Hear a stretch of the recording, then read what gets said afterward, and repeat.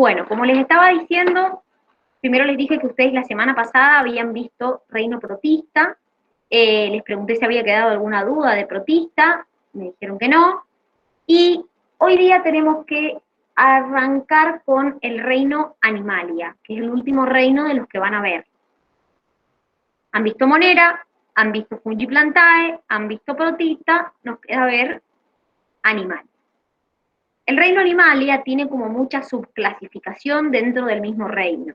Entonces por ahí, para que no se pierdan, yo siempre les aconsejo hacerse algún esquemita, ahora si quieren lo hacemos, pero hacerse algún esquemita de manera tal de que sea más fácil organizarse con tanta clasificación dentro del mismo reino. Porque además, chicos, a ustedes, que están en odonto, los temas de los reinos se los preguntan bastante.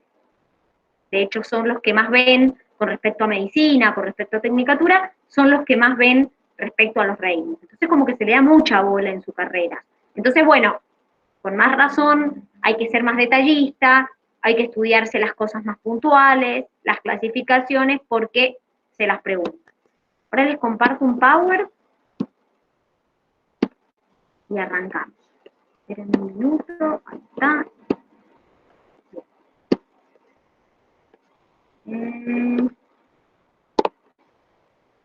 Estamos. Partir. Y arrancamos. Espérenme que alguien quiere entrar. Y empezamos con animal. Tarda un poquito. Bien. Entonces, último reino que van a ver es el reino animal. La verdad es que si nosotros nos ponemos a analizar este reino, vamos a encontrar que en el reino Animalia hay características en común a todo el reino, a pesar de que después empiezan como a haber diferencias. Entre las características comunes siempre son pluricelulares, ninguno tiene pared, porque recuerden que la célula eucariota animal no posee pared celular, todos tienen motilidad, todos son heterótrofos por ingestión. ¿Alguien se acuerda, por ejemplo, los hongos? ¿Qué tipo de heterótrofos son? Porque también son heterótrofos, pero heterótrofos ¿cómo son? Creo que por absorción. Muy bien, los hongos son heterótrofos por absorción. Entonces, no ingieren el alimento como lo hacen los animales, sino que absorben el alimento. Después teníamos en el protista una mezcla, acuérdense que habían algunos heterótrofos, algunos eran autótrofos. Después en el reino Monera, que era el de las bacterias, ¿cómo era?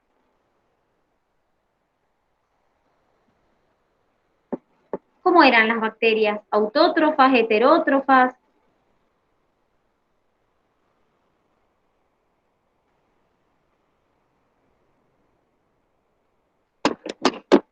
Las bacterias, la mayoría de las bacterias son heterótrofas, pero existe un grupo de bacterias que son autótrofas.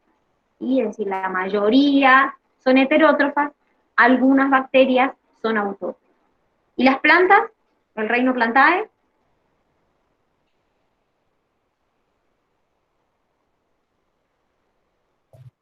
Autótrofa.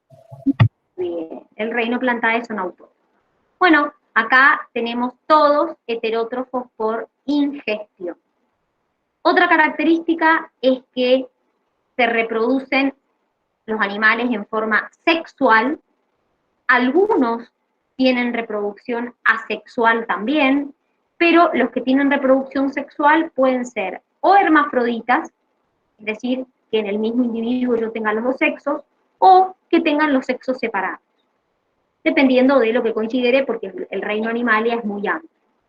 Una característica que les quería contar es que el ancestro común de este reino animalia podría ser parecido a un coanoflagelado, que es un protista, que es uno de los más cercanos o uno de los parientes más cercanos a los animales. Entonces, se conocen hasta ahora 35 filum dentro del reino animal, es decir, imagínense que hay una subclasificación muy importante. Estas son como las características más generales y después empiezan a diferenciarse entre ellos. La primera clasificación que hacemos dentro del reino Animalia es en subreino Parazoa, Mesozoa y Eumetazoa. Es decir, tengo reino Animalia y 3 subreinos: subreino Parazoa, subreino Mesozoa, subreino Eumetazoa. Esos son los 3 subreinos dentro del reino Animalia. Nosotros nos vamos a concentrar en profundidad en el Eumetazoa, pero vamos a ver algunas pequeñas cositas del subreino Parazoa y del subreino Mesozoa. Empezamos con el subreino Parazoa. Dentro del subreino Parazoa vamos a ver el filum de los poríferos, también llamados esponjas. Los poríferos se les llama poríferos porque en su cuerpo tienen poros. Son animales acuáticos, es decir, que viven en el agua, y tienen un sistema de filtrado de agua bastante particular. Ellos tienen lo que se llaman células flageladas, que se llaman coanocitos, que lo que hacen es impulsar el agua. Acá pueden ver en esta imagen que acá tengo los coanocitos, que lo que hacen es ir impulsando el agua, ¿sí? Entonces, ¿qué otras características tienen estos poríferos? Como yo les dije, tienen como poros, por eso se les llama poríferos, y tienen un esqueleto endurecido por colágeno que está reforzado también por calcio, por silicio o por ambos.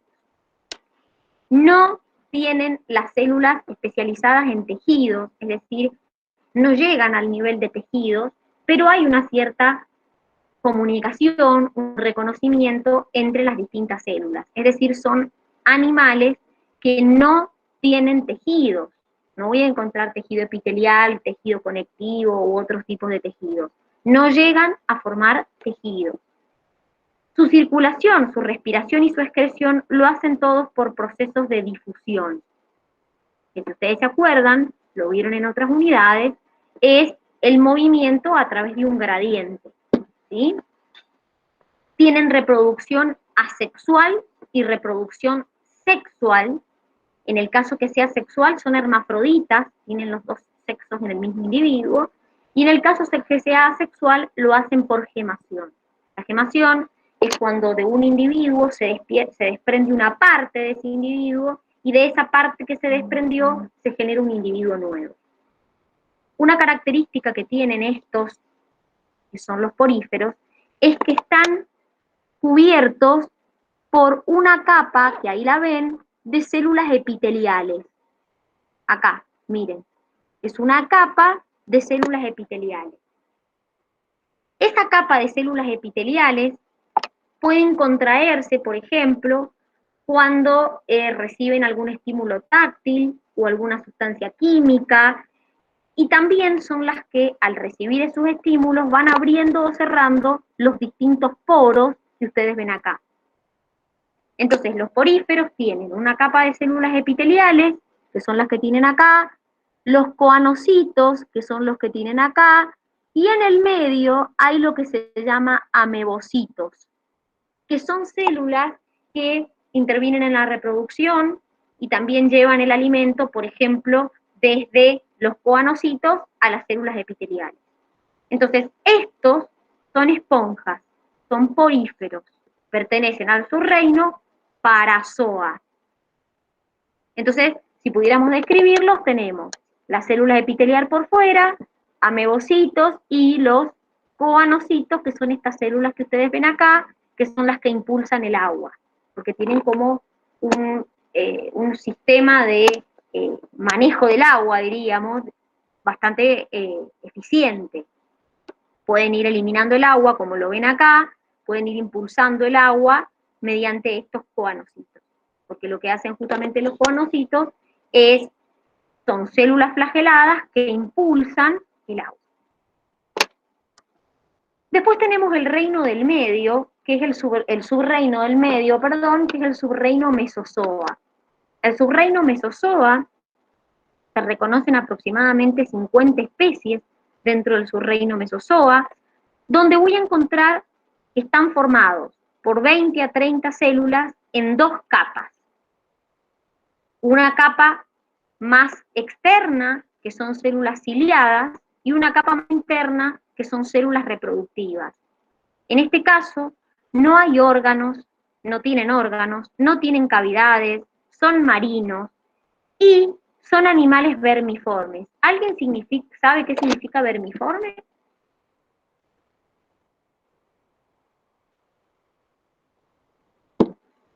¿Alguien sabe qué significa vermiforme? Que tienen forma de gusano. No, profe. Tienen forma de gusano. Estos animales del subreino Mesozoa tienen forma de gusano. Y la mayoría son parásitos de invertebrados. Entonces, lo único que nosotros vemos del subreino Mesozoa es esto, que hay aproximadamente 50 especies, que son vermiformes, que son parásitos, que tienen dos capas de células, una que rodea, que son células ciliadas, y una más interna, que son células reproductivas, no tiene órganos, no tiene cavidades, ¿sí? Es como entonces ya vimos el subreino Parazoa, subreino Mesozoa, tercer subreino Eumetazoa. Profe, Dime. ¿puede volver a repetir respecto a las capas que tienen los de Mesozoa? Sí, tiene dos capas, una capa externa, que son células ciliadas, y una capa interna, que son células reproductivas o reproductoras. Bien, muchas gracias. De nada. Vamos entonces con el tercer subreino Eumetazoa. En este caso, hay algunas características que comparten todos los de este subreino. Después vamos a ver que empiezan a haber diferenciaciones, porque este es el subreino donde más nos concentramos, es el subreino donde vamos a ver todo el resto de las especies que vemos. Nosotros estamos dentro de este subreino, es decir, es el subreino como más amplio que nosotros distinguimos o que nosotros vemos. En este caso, las células sí están agrupadas en tejidos, tienen una cavidad digestiva con una boca diferenciada, no hay coanocitos, tienen una endodermis con células secretoras, ya vamos a ir viendo un poquito qué significa esto, y tienen verdaderas capas embrionarias. ¿Qué quiere decir esto, que tienen verdaderas capas embrionarias? Que yo en el embrión voy a poder distinguir 3 capas o 2 capas. Acá, por ejemplo, les menciona endodermo y ectodermo, esos son 2 capas, pero hay algunos animales que tienen 3 capas. Entonces, yo en el embrión de estos animales distingo capas, que pueden ser 3 o que pueden ser 2. Ahora vamos a ver cuándo tienen 3, cuándo tienen 2. Dentro del subreino Eumetazoa, hay animales que tienen simetría radial y otros que tienen simetría bilateral. Entonces, los que tienen simetría radial, que son los primeros que vamos a ver, son diblásticos. ¿Qué quiere decir esto? Tienen 2 capas en su embrión, ectodermo y endodermo. Ya les voy a mostrar una imagen para que lo vean. Los que tienen simetría bilateral son triplásticos, tienen 3 capas en su embrión, ectodermo, mesodermo y endodermo. Entonces, la primera clasificación que hago dentro del subreino Eumetazoa es según la simetría que tiene el animal. Simetría radial o simetría bilateral. Empezamos con los que tienen simetría radial. ¿Qué significa que tengan simetría radial? Significa que donde yo parta al animal, siempre me da 2 mitades iguales. Si lo parto así, estas 2 mitades son iguales, si lo parto así, estas 2 son iguales, si lo parto así, estas 2 son iguales, si lo parto así, estas 2 son iguales. es decir, por donde lo parta o por donde establezca un eje al animal, igual se divide en dos partes iguales. Son animales que tienen una cavidad digestiva con una sola abertura, que es la boca. Dentro de los animales que tienen simetría radial, como les dije, tienen solo dos capas en su embrión, que es el ectodermo y el endodermo. ¿Y qué características tienen? Dentro de los que tienen simetría radial, vamos a ver el filum de los nidarios, como por ejemplo las medusas y los pólipos como la hidra.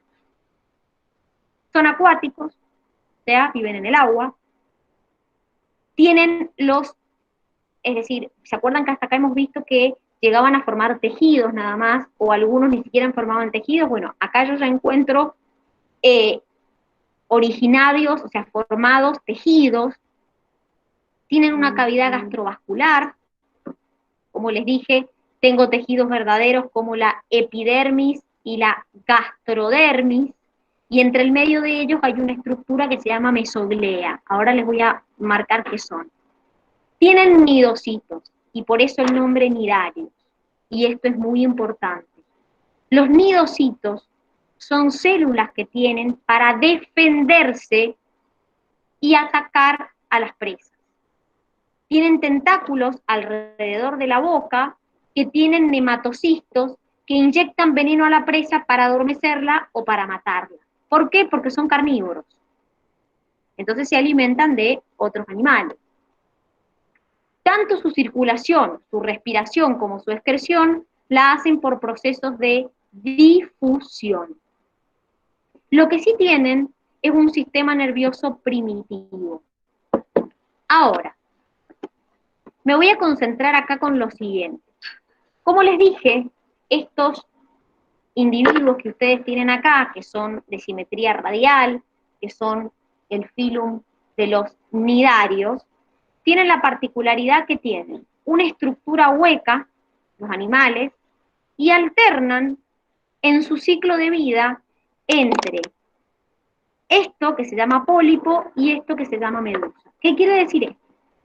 Empiezan su estado larval, que se llama plánula, pero luego, en el estado adulto, pueden alternar entre dos formas. Pueden alternar en forma de vaso, que se llama pólipo, que es esto que vienen acá, que es inmóvil, o pueden tener forma de medusa, que es esta forma de sombrilla, que es móvil. Entonces, cualquiera de estos dos es el estadio adulto. La larva se le llama plánula, y estos dos pueden alternar entre estas dos formas en el estadio adulto. Entonces, ¿qué particularidades hay? ¿O qué diferencias hay? Que eso es muy importante. El pólipo se reproduce en forma asexual, la medusa en forma sexual. Entonces, fíjense que acá dice, se reproducen en forma asexual y sexual. Y lo importante que quiero que vean es lo siguiente. Yo tengo una epidermis, que es la capa más externa. En el medio tengo una capa que se llama mesoglea. Esa mesoglea es gruesa en la medusa y es muy delgadita en el pólipo. Y después viene la gastrodermis, que es la capa como más interna. Fíjense que acá está la gastrodermis y la gastrodermis. Y acá tengo la cavidad gastrovascular y acá también. Entonces, una de las diferencias más importantes es que la mesoglea en la medusa es bien amplia, bien grande, es bien gruesa la capa del medio, mientras que en el pólipo es bien finita. Entonces, la diferencia más importante entre estos dos es la forma, y además que este es inmóvil y este es móvil, puede desplazarse. La boca, no sé si ahí la alcanzan a ver, alrededor de la boca es donde están los tentáculos. Y en esos tentáculos es donde están los nidocitos, que son esas células que les dije acá, que son células para la defensa y el ataque. Por eso se llaman filum de los nidarios, porque tienen esas células que se llaman nidocitos. Entonces, con los nematocistos le inyectan el veneno y la presa o se muere o queda como adormecida, entonces se la pueden meter para adentro y comérsela, porque son carnívoros. ¿Alguna duda hasta acá que me quieran preguntar? Profe, ¿el Sí. pólipo qué reproducción tenía? Asexual. Y la medusa sexual.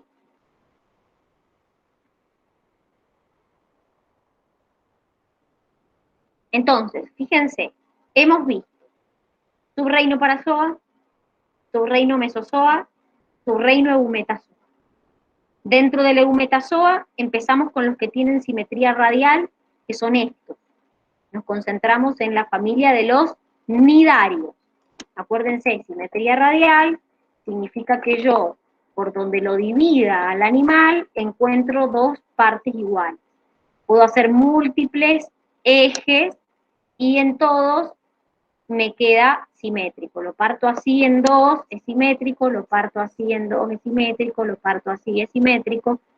Es decir, tiene múltiples ejes de simetría. Eso significa que tengan simetría radial. Pero recuerden que, como les dije yo recién, dentro del Eumetazoa están los con simetría radial y los con simetría bilateral. Y ahí entramos nosotros.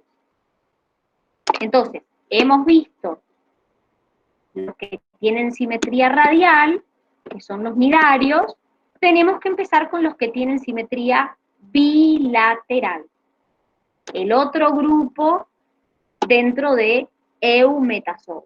Entonces, ¿qué significa que tengan simetría bilateral? Que solamente son simétricos a partir de un eje longitudinal. ¿Qué quiere decir? Que solamente son simétricos si yo lo parto en forma longitudinal y la mitad derecha es igual a la mitad izquierda. ¿Sí? Entonces, como les dije yo, se organizan a lo largo de un eje longitudinal, la parte izquierda es una imagen especular de la parte derecha. Tienen una región, también los podría partir así, y tienen una parte anterior o cefálica y posterior o caudal, que es esta que tienen acá. Caudal viene de cola, entonces yo tengo la parte anterior o cefálica, que es la de la cabeza, y posterior o caudal, que vendría a ser de la cola. También lo podría dividir a la mitad, que es como si nosotros nos partiéramos a la mitad así, y tengo la región ventral, que es la parte del vientre, y la región dorsal, que vendría a ser la parte de la espalda. ¿Sí? Entonces acá, fíjense que les han querido representar, es como si nosotros acá estuviéramos de pie, imagínense un humano, si no se quieren imaginar un gusano, y tengo la parte ventral del vientre y la parte dorsal, la espalda. Hay una excepción, que son los equinodermos. El equinodermo de adulto tiene simetría radial. Entonces ustedes me van a decir, ¿y entonces por qué lo metemos entre los que tienen simetría bilateral? Porque en su estado de desarrollo embrionario presentan simetría bilateral. Entonces el equinodermo tiene la particularidad de que si bien en el adulto tiene simetría radial, en el estado embrionario tiene simetría bilateral. Por eso los consideramos dentro de los con simetría bilateral. ¿Alguna duda hasta acá?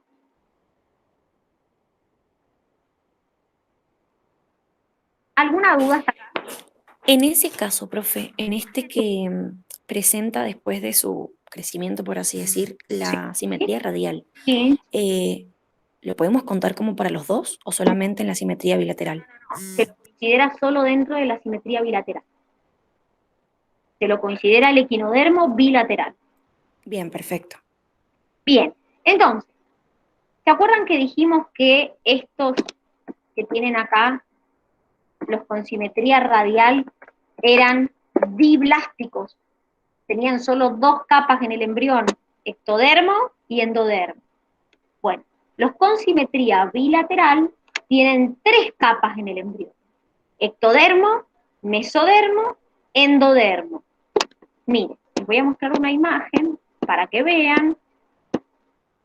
Miren, acá están las 3 capas del embrión que tienen los con simetría bilateral.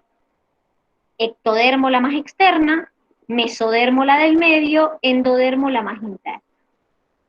Del ectodermo, en el embrión, va a derivar la epidermis o piel y el tejido nervioso.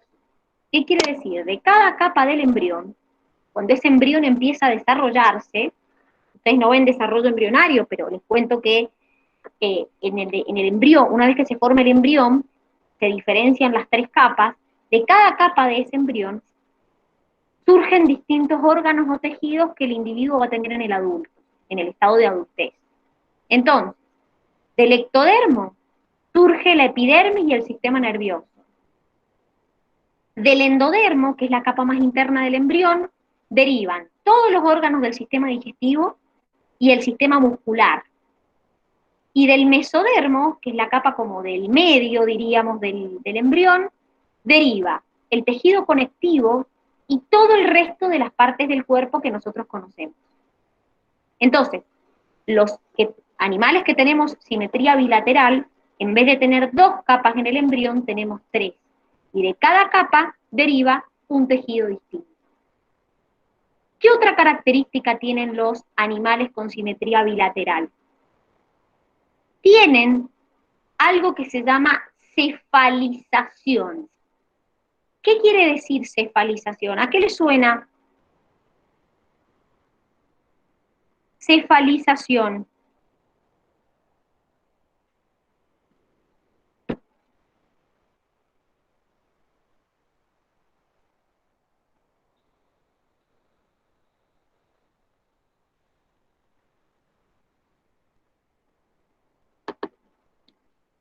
¿A qué le suena cefalización?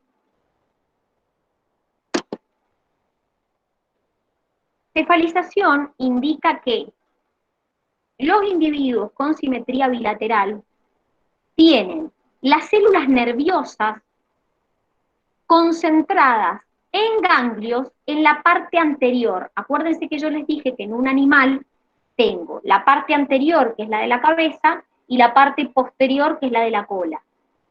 Entonces, en la parte anterior se encuentran concentradas las células nerviosas y también las células sensitivas y las que permiten captar alimento. ¿Eso para qué es? Eso es para poder inspeccionar la zona antes de entrar. Entonces, ¿qué es la cefalización? Es la concentración de células nerviosas, sensitivas y que permiten la captura de alimento en la parte anterior del cuerpo, que vendría a ser hacia la cabeza de ese animal. Otra característica que tienen los animales con simetría bilateral es que tienen el cuerpo segmentado. ¿Alguna vez han visto una lombriz de tierra que tiene 2 segmentitos? Bueno, a veces se pueden ver, eso se llama segmentación o metamería, pero a veces algunos de esos segmentos, en el caso por ejemplo de la lombriz, esa segmentación es evidente. Yo lo veo los segmentitos todos divididos unos al lado de otros. Pero a veces esos segmentos se fusionan y forman estructuras o regiones que se llaman tagmas, como por ejemplo la región cefálica, que es la de la cabeza, la región torácica, que es la del abdomen, y la región abdominal. Sobre todo eso es muy común en los insectos. Uno en los insectos ve claramente la región cefálica, la región torácica y la región abdominal. Los ve como divididos en 3 partecitas a los insectos. Si ustedes ven una hormiga o ven una mosca, van a poder ver dividido el cuerpo como en 3 partes. Cada una de esas partes se les llama tagmas. Entonces, estas características son de los animales con simetría bilateral. Miren, les muestro acá como para que tengan una idea. Acá tengo 2 capas, ectodermo, endodermo, o sea que es un diblástico. O sea que quiere decir que esto es un animal con simetría radial, porque acuérdense que dijimos que los animales con simetría radial son los que son diblásticos.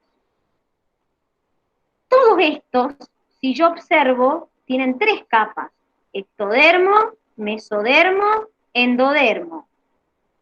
Ectodermo, mesodermo, endodermo.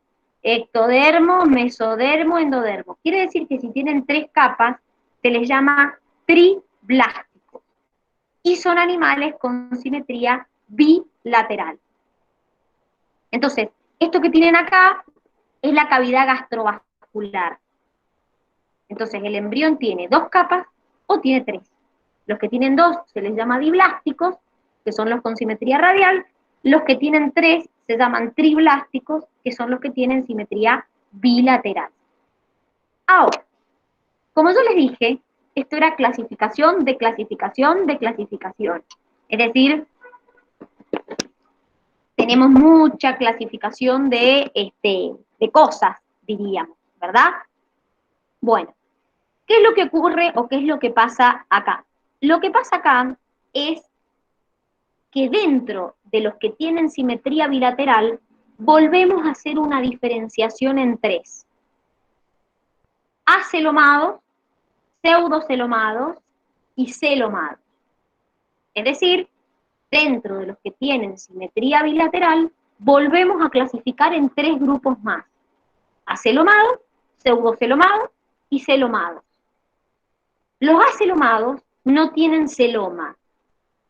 Los pseudocelomados, a ver, para poder describir tenemos que saber qué es un celoma. Un celoma es una cavidad llena de líquido que se encuentra dentro del mesodermo. Miren, eso que tienen acá es un celoma verdadero. Esto. Tengo una capa llena de líquido dentro, fíjense acá está el mesodermo, dentro del mesodermo. Eso es un celomado.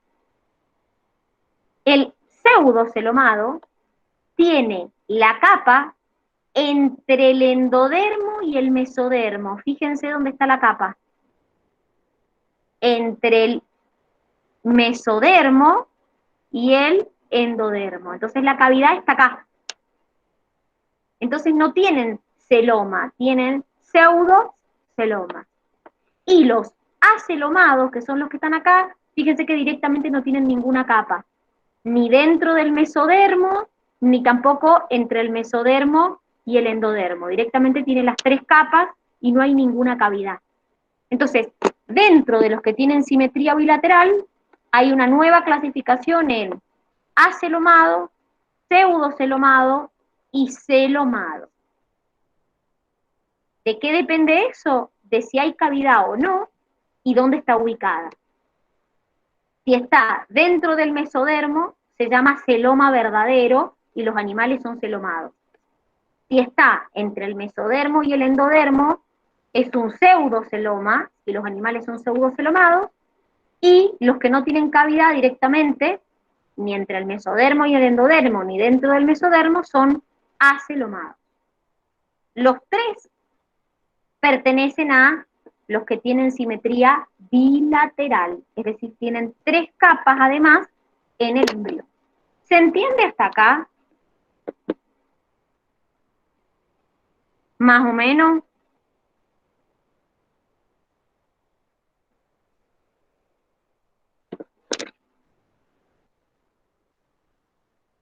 Chicos, ¿se entiende? Más o menos. Bien, vamos a hacer una cosa. Les voy a dejar de compartir y les voy a hacer un esquemita para que lo puedan ver mejor. Aguántenme un minuto, así les comparto lo que les quiero compartir. Espérenme, así les hago un esquemita. Espérenme que ahora les hago, voy a compartirles la pantalla, así hacemos un esquema para que nos organicemos.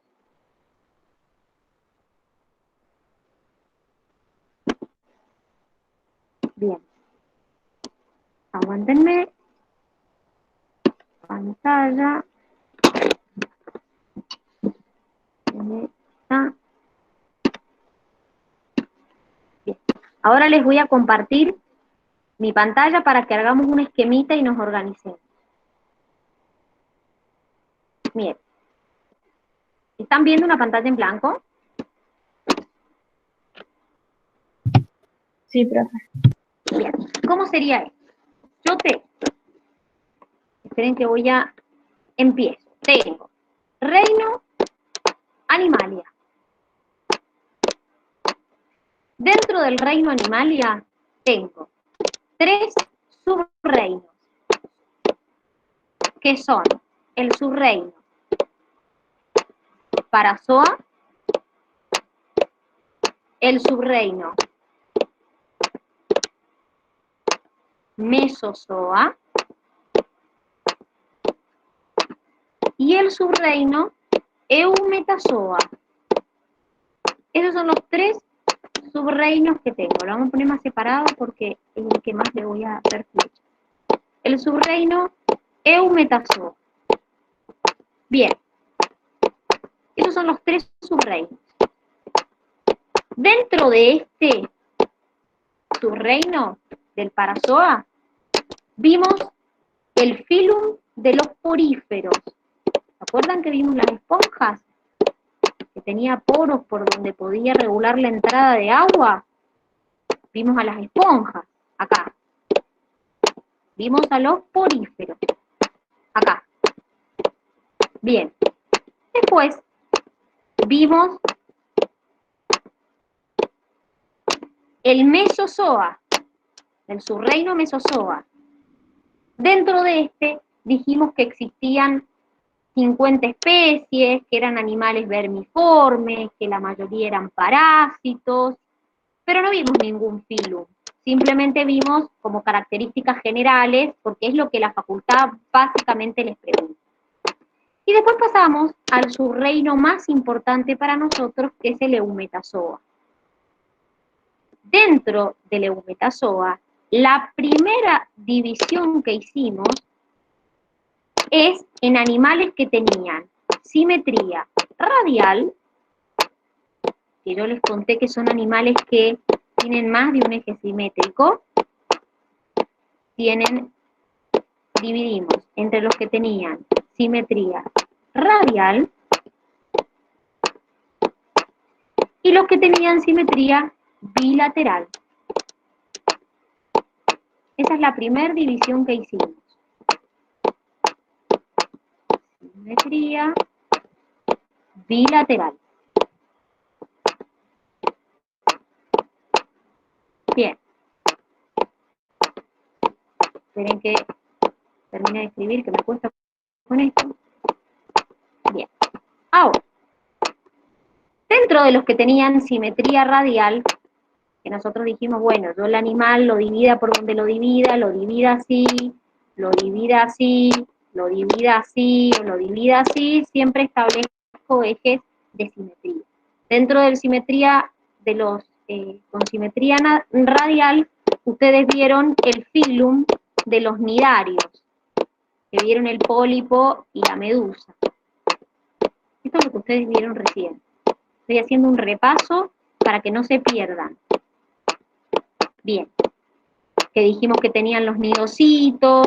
Bueno, estos que tienen simetría radial se caracterizan porque solamente tienen 2 capas en el embrión. ¿Qué quieren decir?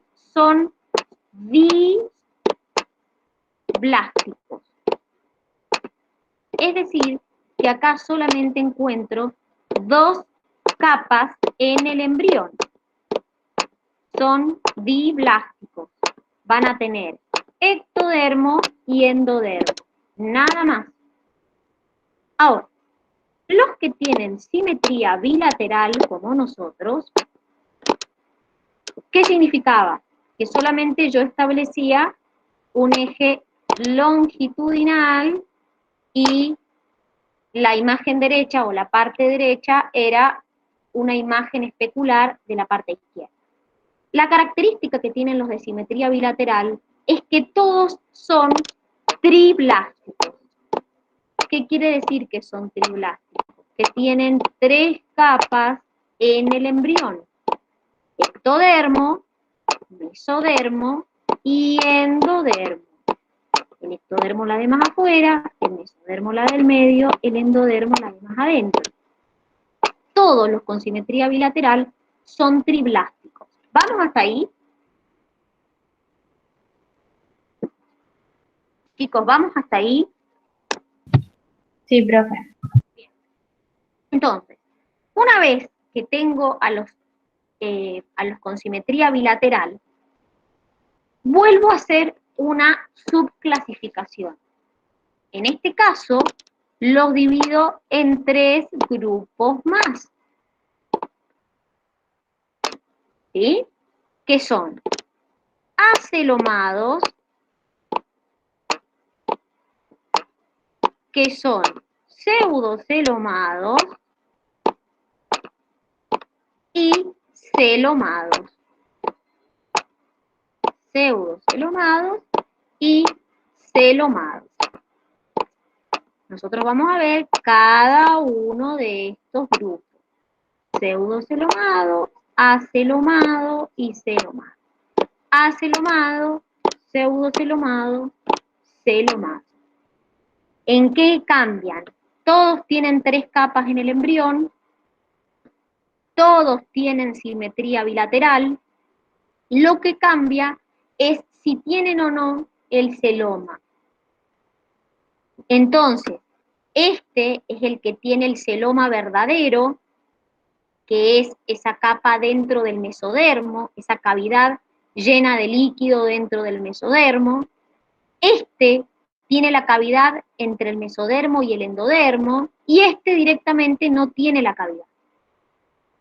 Entonces, esta subclasificación en acelomado, pseudocelomado y celomado está en base a la presencia o no de celoma. Pero los 3 tienen 3 capas en el embrión y los 3 tienen simetría bilateral. ¿Se entendió mejor ahí?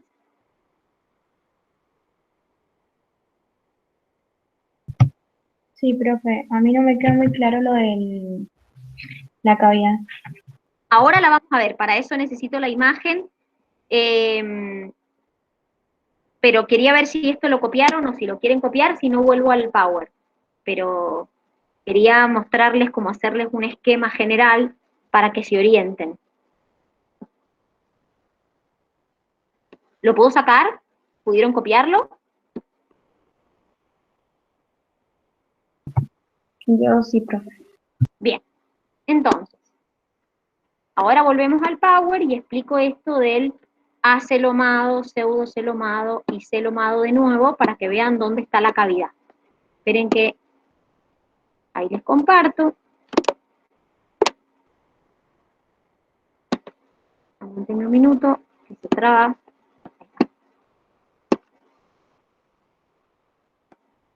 Se va a presentar. Bien, miren. ¿Qué es esto del acelomado, pseudocelomado y celomado? Fíjense, acá tenemos el diblástico directamente. Tiene 2 capas nada más, ectodermo y endodermo. Nada más. Es decir, no tiene 3 capas. Este es el que vimos recién en el cuadrito, que son los que tienen simetría radial. Estos 3 tienen simetría bilateral. ¿Mm? Los 3 son triblásticos, tienen 3 capas en el embrión: ectodermo, mesodermo, endodermo. Ectodermo, mesodermo, endodermo, ectodermo, mesodermo, endodermo. Estos 3 son con simetría bilateral y los 3 tienen 3 capas en el embrión.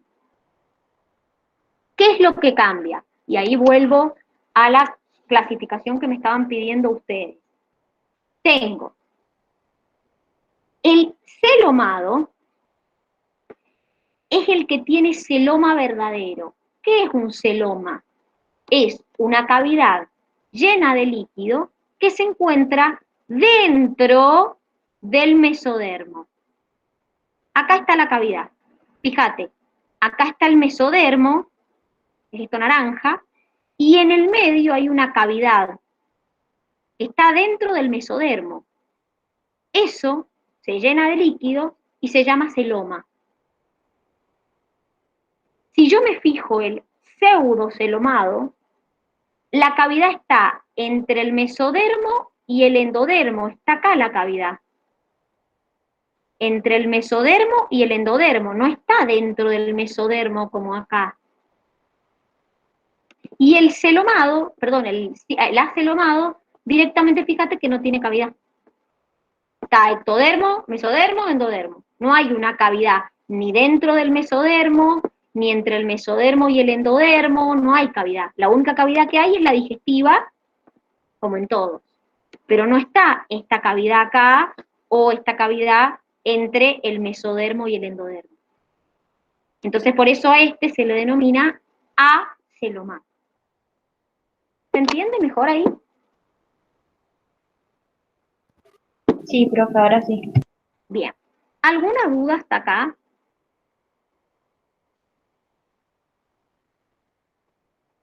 ¿Alguna duda hasta acá? ¿Nada? Bien. Vamos a empezar entonces, acá está la clasificación, fíjense. Simetría radial, acelomado, pseudocelomado, celomado. Vamos a empezar primero con los acelomados. Los que no tienen cavidad, ni dentro del mesodermo, ni entre el mesodermo y el endodermo. Empezamos con los acelomados. Dentro de los acelomados se conocen alrededor de 20.000 especies distintas. ¿Escucharon bien? 20.000 especies distintas. Obviamente ustedes no van a ver las 20.000, simplemente ven la clasificación general.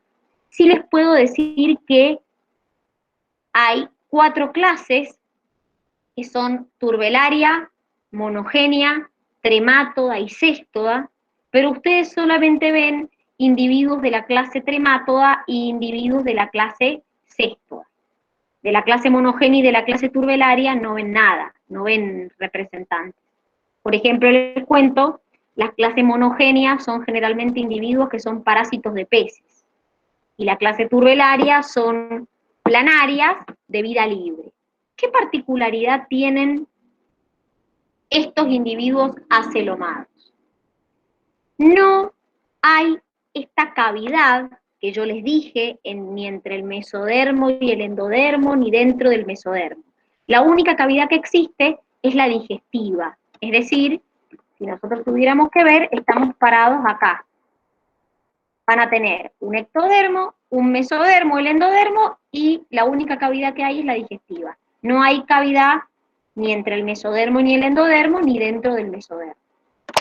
Bueno, vamos entonces a empezar con los acelomados, y dentro de los acelomados vamos a ver el filum Platelmintos. ¿Qué significa esto? Gusano chato, gusano plano. Platelmintos significa gusano plano, es decir, no es el típico gusano que ustedes conocen, que por ahí lo ven, no sé si alguna vez han visto un tipo gusano como las de tierra, que son como cilíndricos. No, este no. Estos son gusanos como si fueran una hoja de papel, chatos. Entonces, dentro de los acelomados tenemos el filum Platelmintos, que son gusanos planos. ¿Qué característica tienen? Bueno, varias características importantes. Tienen una sola abertura, que es la boca, y por esa misma boca hacen el proceso de ingestión y eliminan los desechos. No tienen sistema circulatorio, respiran por difusión, es decir, por medio de su piel directamente respiran.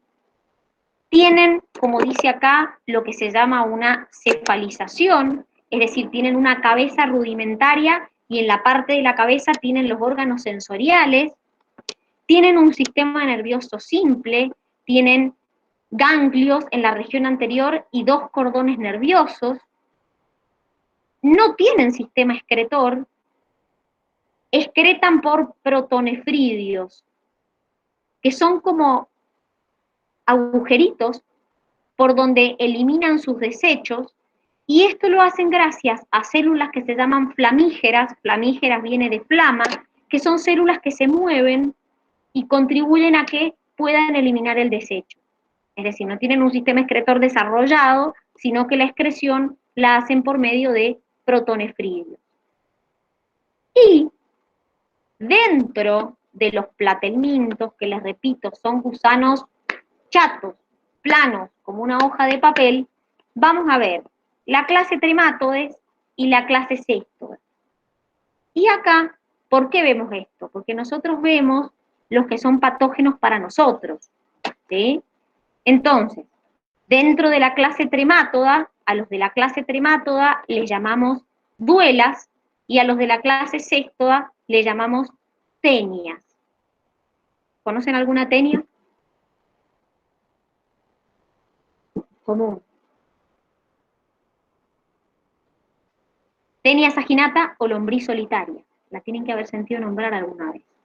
Primero vamos a empezar con la clase Tremátoda, que se les denomina duelas.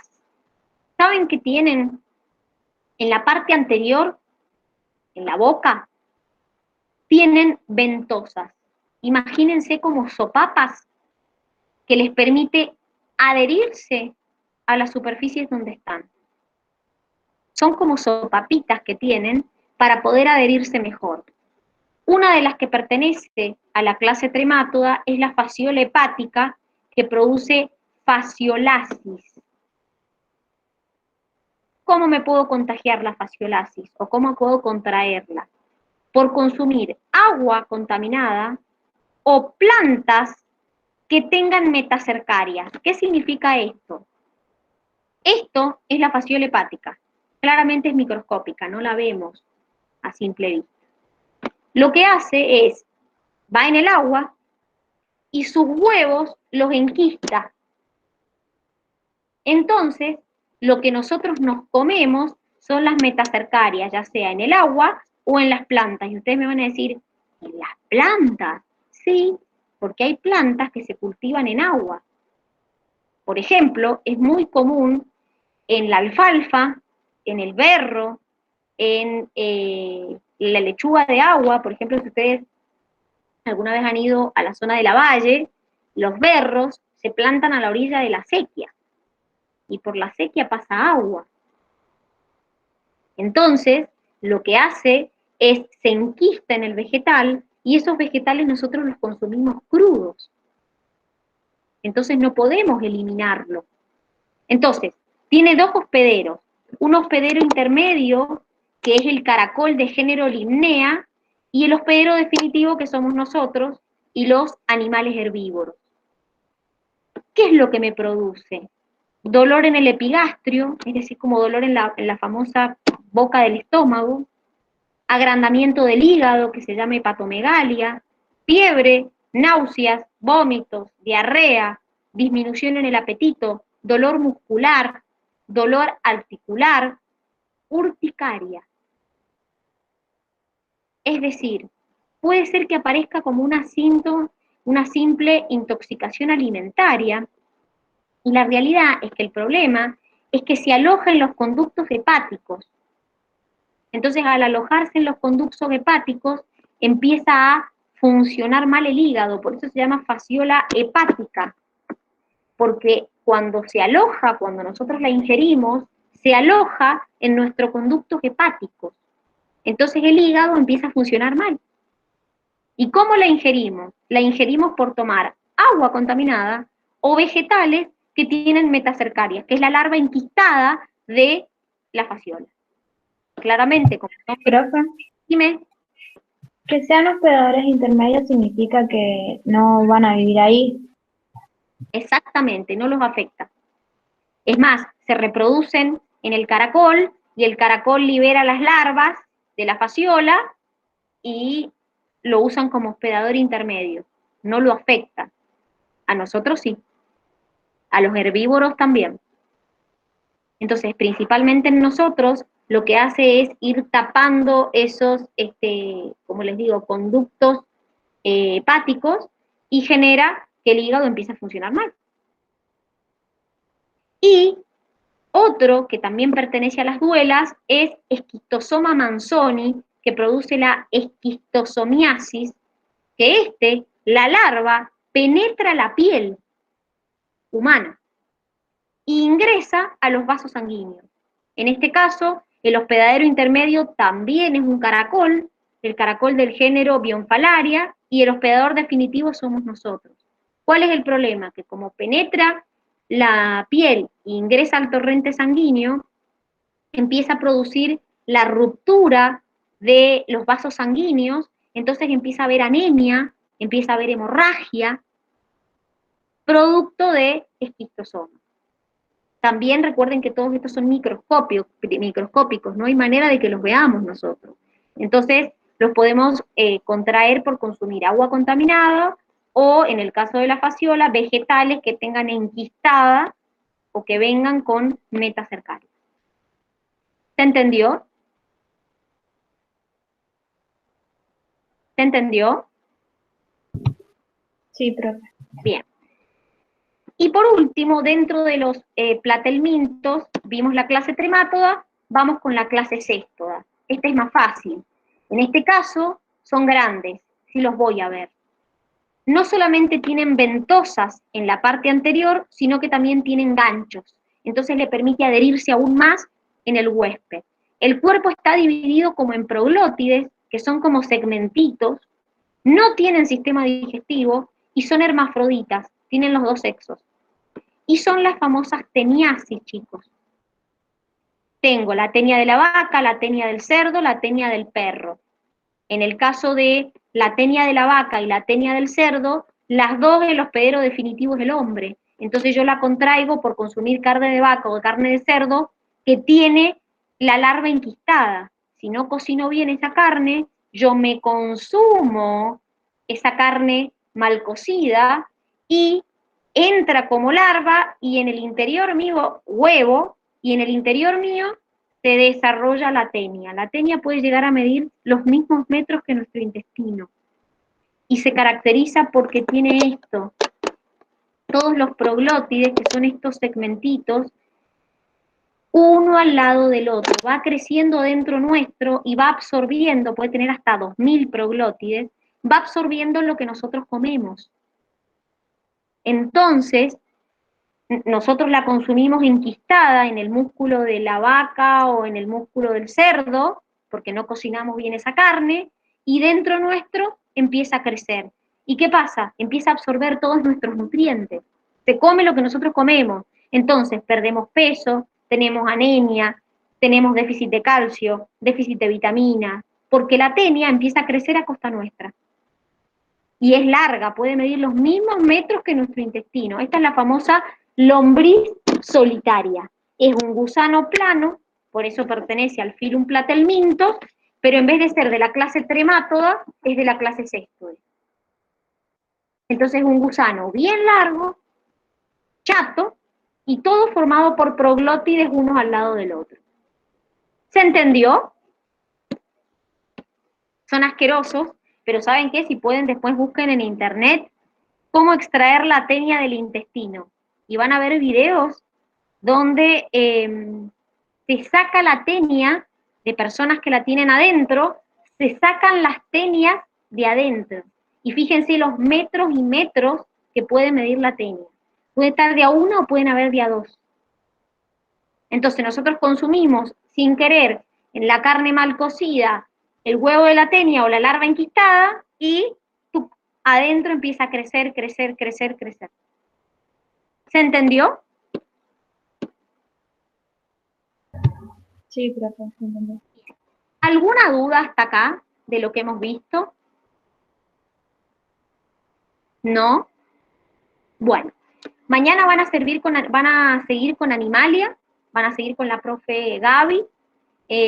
Mañana lo van a terminar a Animalia, así que yo les aconsejo que lo vayan leyendo. Es una unidad muy linda porque tiene muchas cosas que por ahí uno no sabe y que le sirven para la vida, chicos. Más allá de para la facu, también sirve para la vida. Así que vayan a buscar información y van a ver si ponen videos de tenia, van a ver cómo se saca la tenia de un intestino. Así que está bueno para aprenderlo, lo mismo que esto de los vegetales, del agua, está bueno para la vida. Así que mañana van a terminar con la Gaby con Animalia y el jueves van a hacer el TP de Animalia. ¿Saben? Nos vemos en alguno de estos días, que tengan un hermoso día y mañana siguen Animalia con la Gaby. Chau, chau. Chao, profe, gracias. Chao, profe. Nos vemos, chicos. Chau, chau. Nos vemos.